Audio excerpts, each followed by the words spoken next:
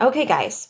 So for this lesson, you're going to be learning how to create a PNG file from scratch, or that's a portable network graphic file. And also how to create a meme from scratch using that PNG file and a background that we're going to be inserting from a Google image search.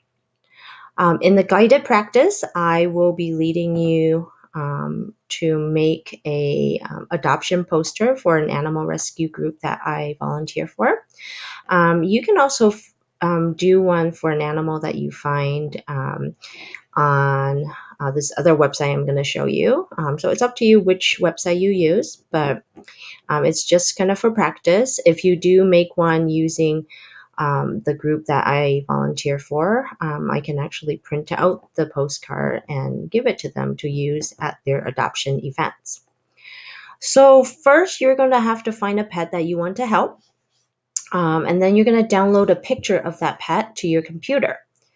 You're going to edit that JPEG file so that it contains no background. And then we're going to save it as a PNG file. Remember, a PNG file is one that has no background to it.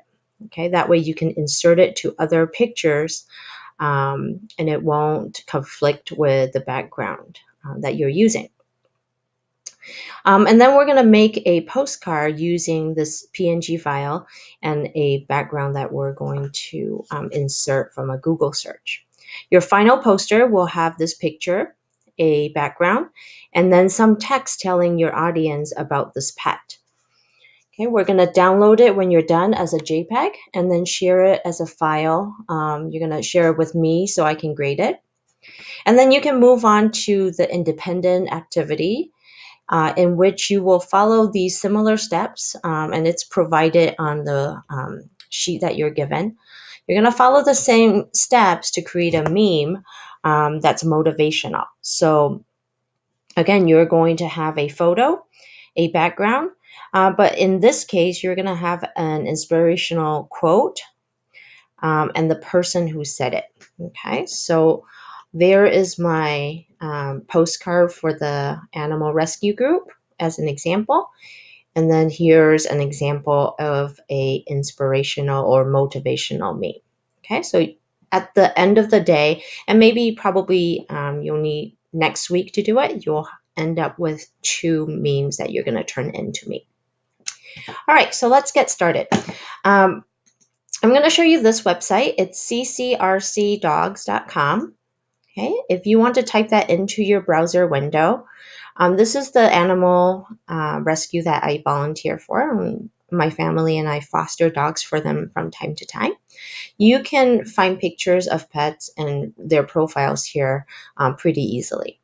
If you can't find anything on here, or if you want to help maybe a cat or a bird find a home, you can go to adoptapet.com and then do a search there. Okay, both of these sites will have pictures that you can download. My internet is really slow, so I'm not going to wait for that one to load. All right, so I'm on the Canine Companions website, and right here is where their available dogs are, so you can click on it to go to that page. Okay, I already loaded that page to save us some time. And here are all their available pets. I'm going to go to page 2 and grab a photo for a dog that we fostered a couple weeks ago. And I'm going to pause my video because I see that my internet is having issues. All right, I'm back. My internet is back for the time being. So anyways, I went to page 2 of this Rescues Available Dogs page, and I'm going to click on Wanda, which is a Hound and Shepherd mix that we helped a couple weeks ago. I'm going to click on her, and you should be able to see a few pictures of the dog. Okay, now you're going to choose one that you want to put into your poster.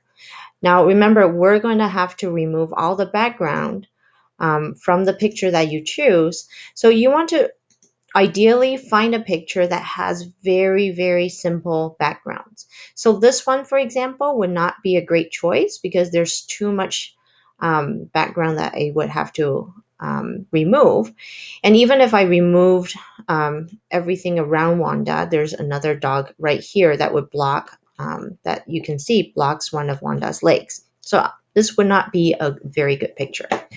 I'm going to go to the first one because it's very, very simple. It's almost like cheating. It's almost too easy, but we're going to use it just for this example. Right, when you find that picture, you're going to right click on the picture. Okay, and when that menu pops up, you're going to click Save Image As. And then I'm going to save that image into a location that I can remember or retrieve easily from. So I'm going to go to my Pictures folder, and then I'm going to name it Wanda Before. And as you can see, I've already done this. So I'm going to go ahead and save it. And then I'm going to say Replace it. Okay.